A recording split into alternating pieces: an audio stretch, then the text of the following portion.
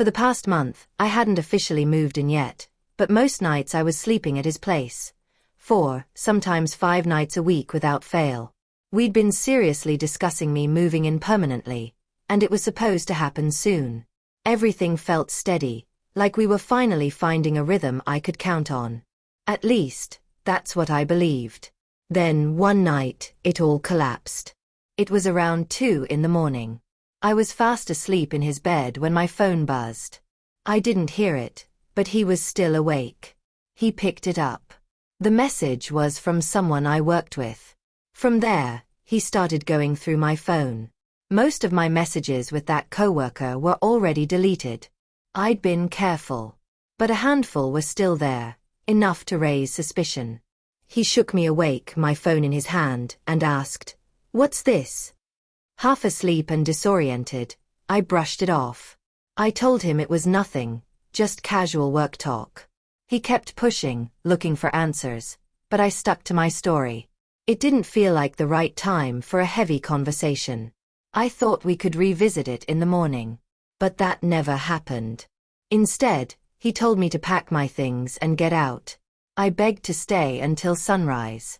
I had work in a few hours, and I was exhausted, but he refused. By 3 a.m., I was shoving my things into a bag while still in the same clothes I'd worn all night. He wouldn't even let me change. The humiliation cut deep. I ended up calling in sick. I couldn't face going to work after that. Back at my own apartment, I sat in shock, replaying how fast it all unraveled. To me, they were just foolish conversations, nothing more. I convinced myself he was overreacting, that after some time apart we could talk like adults. But that was only half the truth. 2 months earlier, I had crossed a line with that coworker. We weren't on the same team, but we ran into each other often. One night after a group hangout, I went back to his place. Another night, we hooked up in my car after working late. Both times happened in the same week. And after that, it stopped. I deleted our messages, kept no photos, tried to cover my tracks. Then, last night, out of nowhere, he sent me a late-night text. "You up?" I never saw it, but my boyfriend did. He opened it, saw enough, and connected the dots. When he woke me up and asked, I panicked. I denied everything. I told him he was imagining things. He didn't yell, didn't argue. He just told me to leave. So I left. Heartbroken. Carrying only what I could grab. Still in the clothes I'd slept in. Later, I texted him, an apology, asking to talk. He read it but didn't answer. A day passed in silence, and the weight of it crushed me. I blocked the coworker, ended whatever was left, and cut all contact. Even seeing him at work now makes my stomach twist. Some days I think about quitting just to avoid being anywhere near him. My relationship had felt serious. He talked about me moving in, even joked about rings. At the time, I thought he was just teasing, but now I wonder if he'd been serious, if maybe he'd even bought one. I'll never know. This morning, I woke to a message from him. Screenshots.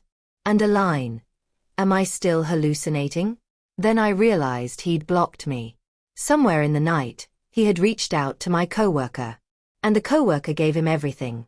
The dates, the places, even the careless words I'd said about feeling like the relationship was more obligation than love, about just going through the motions until things balanced out. He told him all of it. Gave vivid details. Sent photos. And some of those words. They were mine. Things I said in weak, thoughtless moments. I kept hoping there'd be a window to explain myself. That once the shock wore off, we'd talk. Not to fix it right away, but at least to face it together. But this doesn't feel like distance. This feels final. This is a wall. Now all I can think about is everything I've likely lost. The late-night conversations, the plans we sketched out, the chance of building a real future. It's a strange kind of grief, mourning something that existed partly in my imagination but also in reality. Getting thrown out in the middle of the night, without a chance to collect myself, will stay with me. People might say I deserved it, and maybe I did. But knowing that doesn't dull the pain. I was still invested. I still cared. Now all that's left is an empty space where he used to be. So I'll keep going because I have to.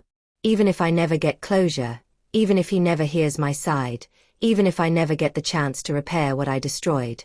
Life doesn't stop. But the way it ended, the way I walked away that night, is something I'll carry with me forever.